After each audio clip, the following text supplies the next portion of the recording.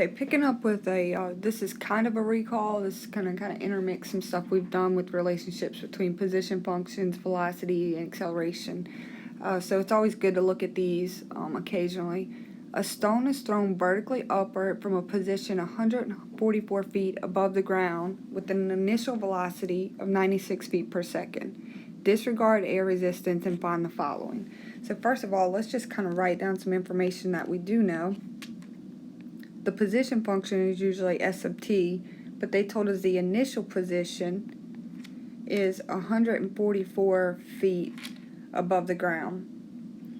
Let me go ahead and put feet, so maybe I'll remember as we get to the end. The initial velocity, that's velocity at time 0, is given, and it was 96 feet per second. And the other thing, acceleration, which this is just a known fact, is negative 32 feet per second. Even if it's not specifically given in the problem, that's just a known fact, so you can jot that down. So those are some things that we do know. So the first thing it says, what's the stone's distance above the ground after t seconds? So we need to know the original position function, because we know, think back from the previous stuff from derivatives, that we have position function, and if we take the derivative of that, that would give us the velocity, and if we took the derivative of that, it would give us the acceleration. Well, in this one, we know acceleration, we know this value, and we got to kind of work our way backwards, so we're going to use antiderivatives to help us do that. So we're trying to figure out the position function in this first part. So if I have, let me just go to, for part A, the first thing I'm going to start with is acceleration. So I know I have negative 32 dt. If I take the antiderivative of that, then I can get to my velocity function, and then if I keep working backwards, I can eventually get to my position function. So with one step at a time, so the antiderivative of the acceleration is just going to be negative 32t plus some constant, and that's going to represent our velocity. Okay. Now, the thing is that before I can move from velocity to position, I need to figure out what c is. I don't know, but I do have information about this, so I can use that. So v sub 0 is equal to, everywhere that there's a t, plug in 0, negative 32, 0 plus some constant. So the initial velocity, v sub 0, is 96. So I'll let that be 96. And then, of course, that just gives you 0 plus c. So 96 is our constant there. So we know that, and I'll put this in the color. So our velocity function is negative 32t, and we figure out that this constant is 96. But that's not what it's asking. It's saying, what's the distance above the ground after t seconds? So part A is asking us for the position function. So that means I have to keep going. So if you take your velocity function, the negative 32t plus 96, and I integrate that, then I can get to my position function. So then we're going to do this. So we're going to take the antiderivative of our velocity function, and now we're going to evaluate that. So this is going to be negative, of course you can pull the negative 32 out front, which just gives you 32 out front. T to the n plus 1 divided by n plus 1 plus 96t. So take the antiderivative of each of those. And then we also have plus a constant, but since I already used c, I'm just going to use the next capital letter D to represent constant of variation there. And then let's simplify this. This is now going to be our position function.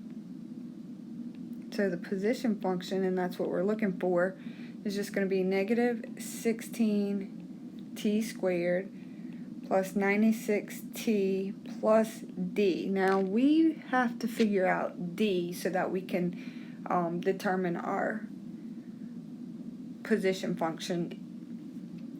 And we're going to use some given information. We do know this information, the initial position at 0, so when S sub 0, if we let t equal 0, everywhere that there's a t, plug in 0, then we can solve for d. So S sub 0 was given to us, it was 144, so we plug that in, and then we were just going to have that goes to 0, that goes to 0, and we just have d. So now we know d, and we can officially determine this position function. So it's going to be negative 16t squared, we're coming back up here, plus 96t plus d, and we know that d is 144. So this is your position function, and this is what we needed for part A. This is our answer to part A. Part B says, what is the length of time that the stone rises? Well, the stone rises, it's going to rise until the velocity gets to 0.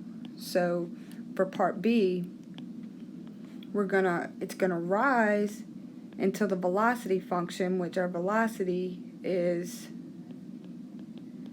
equal to 0. So our velocity function, we have in orange right there, so that's going to be negative 32t plus 96 equals 0. So then we're just going to solve this for t to find out what time that happened. And we'll have negative 32t is equal to negative 96.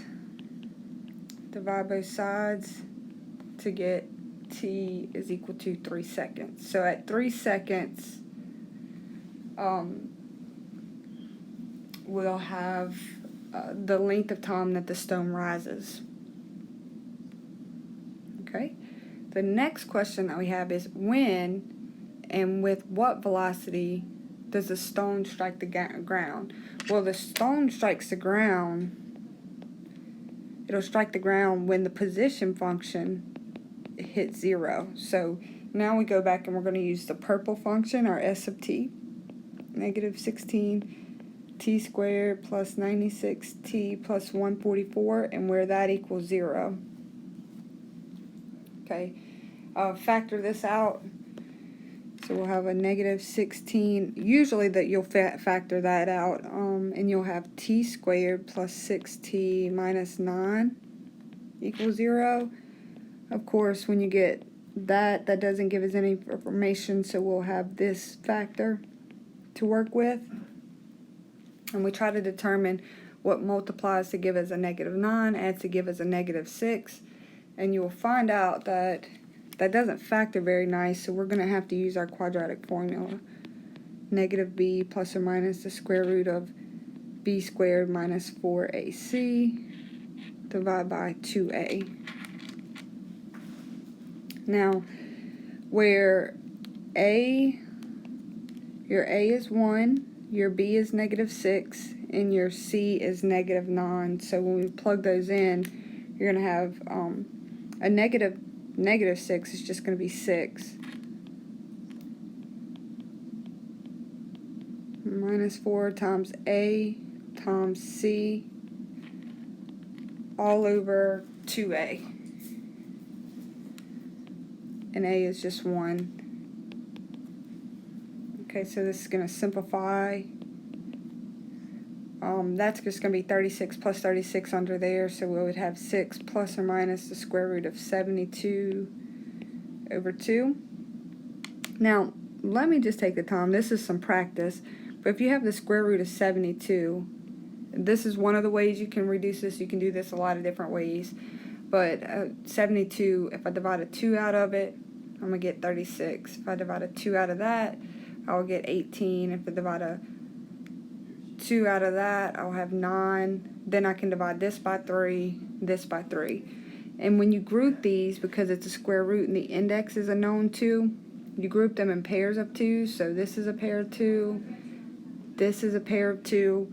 So that means I can pull a 2 out and I could pull a 3 out front. So that would be a 2 times a 3. And then what's left under the radical is anything that's not paired off. So that's going to simplify to 6 square root of 2. So I would have x plus or minus 6 square root of 2 over 2. And then here we can reduce. Divide by 2, divide by 2, divide by 2. And then you have x is equal to 3 plus or minus 3 square root of 2. Because this is an application problem, we're only going to use the positive value, so you can plug those in. Make sure you use the positive one. So you're going to evaluate the velocity at that particular time, which in this case we used 3 plus 3 square root of 2. So the velocity function was negative 32t plus 96. So everywhere that there was a t, we're going to plug in 3 plus 3 square root of 2. And you calculate that, and it's going to be approximately negative 135.8 feet per second.